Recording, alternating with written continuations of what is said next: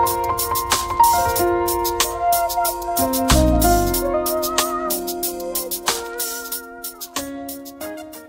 semuanya, selamat datang di podcast kita.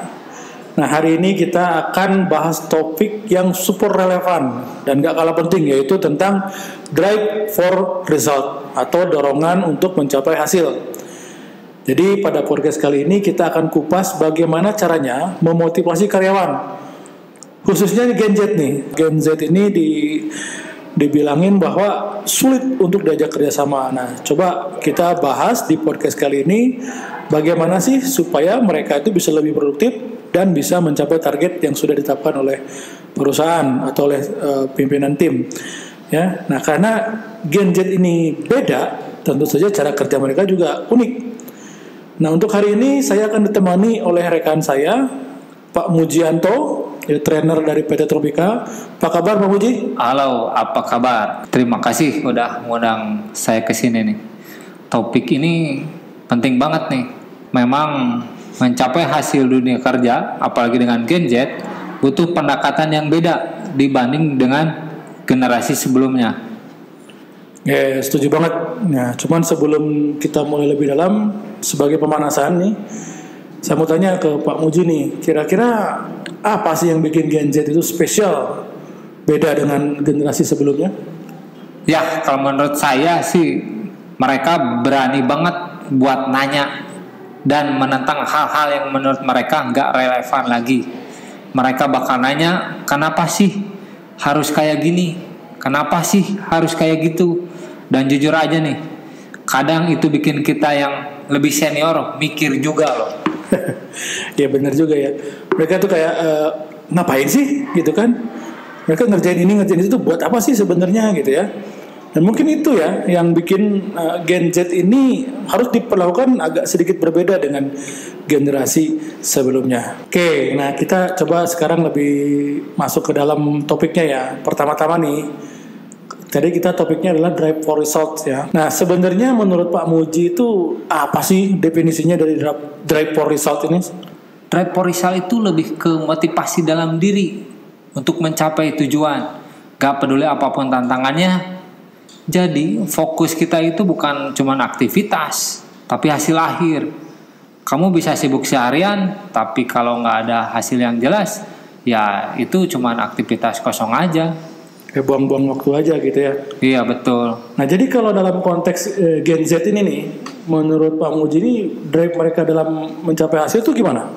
Gen Z sih sebenarnya hasil oriented ya.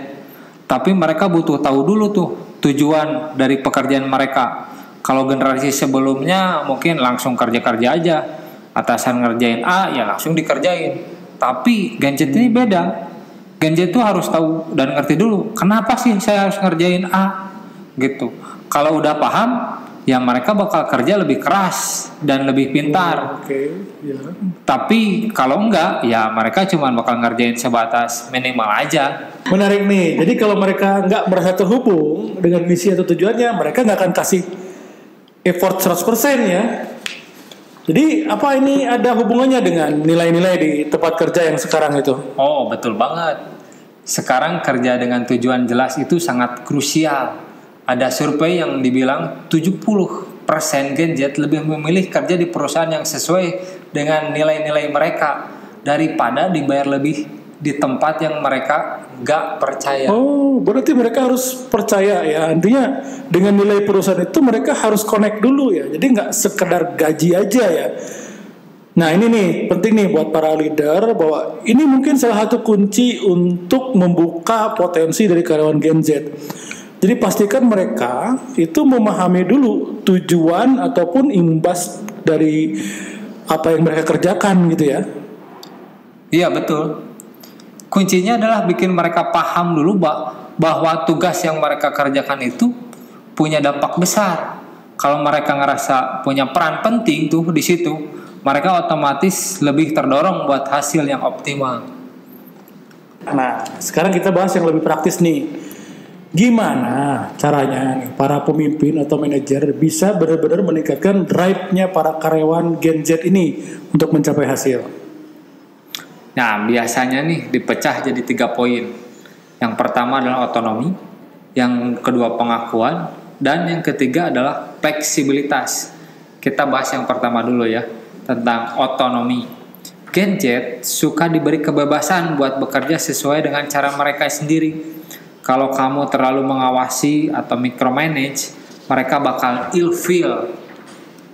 Jadi nggak ada tuh ya, ibaratnya mereka terus-menerus harus diawasi gitu ya. Mereka lagi ngerjain, kita sebagai pemimpin ngeliatin dari belakang, nih udah bener atau belum nih ngerjainnya gitu. Nggak bisa begitu ya untuk Gen Z ya. Iya betul. Terus yang kedua, mereka butuh pengakuan. Gen Z ini kan generasi yang tumbuh dengan instant feedback, kayak likes and komentar di sosial media. Jadi mereka butuh feedback yang rutin, gak bisa nunggu sampai akhir tahun buat evaluasi. Berikan pujian di saat mereka progres, jangan tunggu sampai akhir. Wah, betul. Jadi kebayang sih, mereka ibaratnya kerjaan tuh mirip dengan hidup di sosial media ya. Setelah upload di Instagram atau di Facebook, harapannya adalah banyak yang nge-like ya. Nah begitu juga mungkin di kantor ya, atau di kerjaan, harapannya mereka setelah mereka effort itu mengerjakan tugas yang sudah diberikan kepada mereka, harapannya adalah langsung ada feedback ya dari atasannya. Misalnya mereka bagus atau jelek atau gimana, mungkin begitu ya Pak? Ya, betul banget ya. Dan yang terakhir adalah fleksibilitas. Gen Z ini sangat peduli sama work-life balance dan kondisi kerja yang sangat fleksibel. Bukan berarti mereka malas tuh. Ya kadang kita nganggap mereka itu malas-malasan, tapi mereka itu sebetulnya pengen seimbang aja antara kerja dan kehidupan mereka, ya, sehingga mereka bisa lebih efisien. Jadi kalau kamu kasih mereka fleksibilitas, misalnya jam kerja atau lokasi kerja, mereka akan bakal lebih produktif. Nah ini yang jadi isu cukup menarik sih sebenarnya. Banyak yang bilang kalau Gen Z itu nggak ngerti kelakuannya milenial atau Gen X yang kerja sampai lembur-lembur pulang tengah malam gitu ya. Bagi Gen Z tuh, bagi mereka tuh nggak masuk ya. Mereka lebih suka fleksibilitas ya. Jadi ada 3 poin ya yang disampaikan oleh Pak Muji untuk meningkatkan drive for pada Gen Z ini. Yang pertama adalah otonomi ya, biarkan mereka bekerja sesuai dengan passion mereka. Artinya sudah jelas dulu apa yang mereka targetkan atau diharapkan kepada mereka. Kemudian ada instant feedback ya. Jadi kalau mereka berpikir mereka sudah berbuat hal yang bagus, ya atasannya harus segera rekognisi itu, berikan pujian. Dan yang ketiga adalah fleksibilitas ya. Mereka pengen kondisi kerja yang fleksibel karena sangat mengagungkan work-life balance ya. Jadi keseimbangan antara kehidupan sehari-hari dengan kerjanya mereka ya. Jadi mereka nggak pengen melulu masalah kerjaan saja. Ini sangat kontra dengan kebijakan perusahaan seperti umumnya. Biasanya kan beda ya, kalau bisa ya kerja gitu ya. Tapi bagi Gen Z itu nggak bisa seperti itu. Itu yang mungkin yang menjadi salah satu faktor yang bikin Gen Z ini agak rame nih. Iya betul, karena kan memang berbeda sekali sama gen-gen sebelumnya ya. Tapi ini fenomena ya. Jadi ketika Gen Z itu pelan-pelan akan masuk ke generasi yang lainnya juga. Jadi gaya Gen Z ini Gen Z itu nanti lama-lama dipakai lama-lama juga akan berubah ya. Iya. Jadi misalnya tadinya gen milenial nih, tadinya nggak seperti Gen Z, pasti lama-lama juga ikutan ya.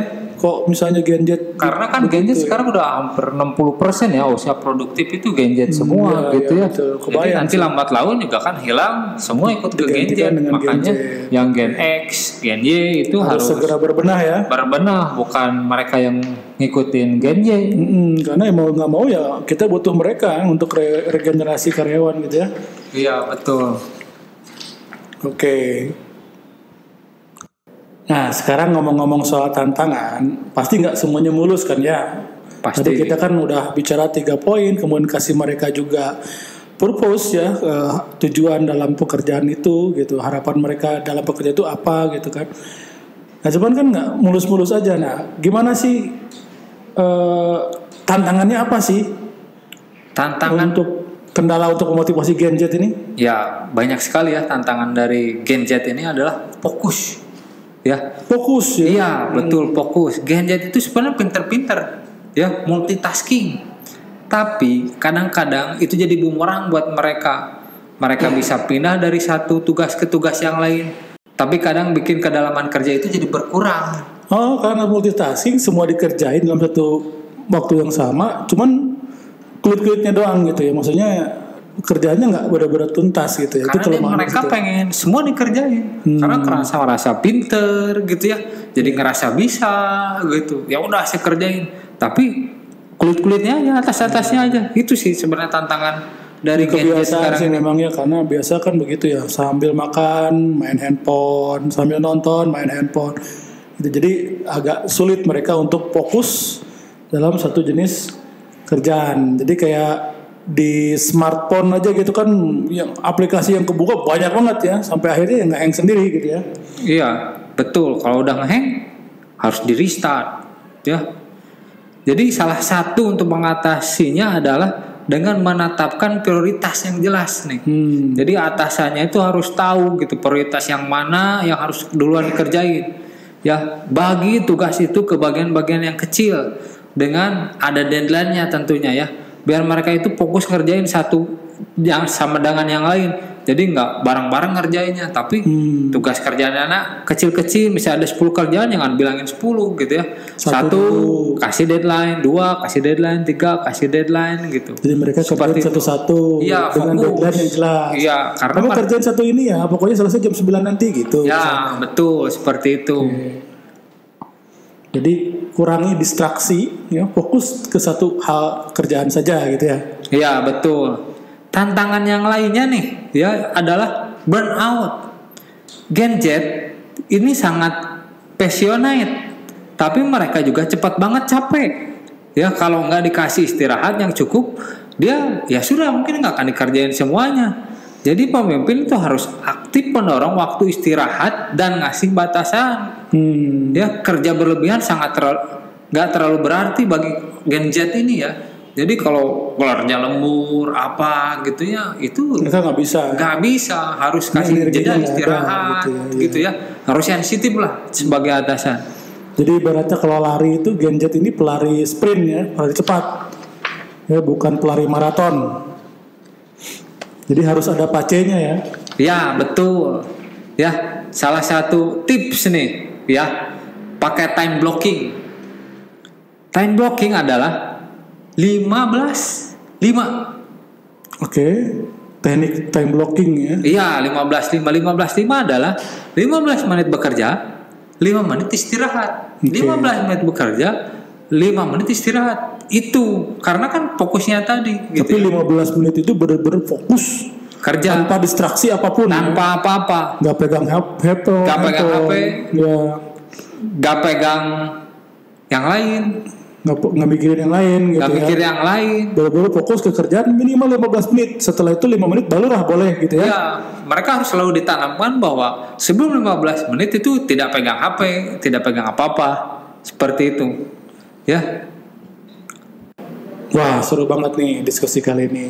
Nah, kalau ada satu hal yang paling penting buat pemimpin yang pengen mendorong hasil dari Gen Z ini atau drive for result dari Gen Z ini, menurut Pak Muji apa nih? Nih, yang paling penting adalah pastikan tim kamu ngerti kenapa mereka harus melakukan tugas itu. Ya, kalau mereka sudah paham dengan tujuan yang besar, drive mereka bakal keluar dengan sendirinya. Dan jangan lupa kasih otonomi, pengakuan, dan fleksibilitas kerja biar mereka bisa ngasih hasil yang maksimal.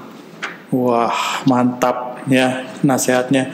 Nah ini mudah-mudahan didengerin ya sama yang pengen tahu bagaimana sih trik sukses supaya bisa memaksimalkan potensi dari Gen Z ini. Mudah-mudahan pemimpin-pemimpin di sana yang pemimpin Gen bisa menyesuaikan dengan Gen Z nih. Oke teman-teman, itu dia episode kita kali ini tentang Drive for Results ya. Mudah-mudahan bermanfaat. Dan kalau bermanfaat, jangan lupa untuk share, subscribe, dan juga tinggalkan review. Sampai jumpa di episode selanjutnya. Tetap semangat dan tetap produktif.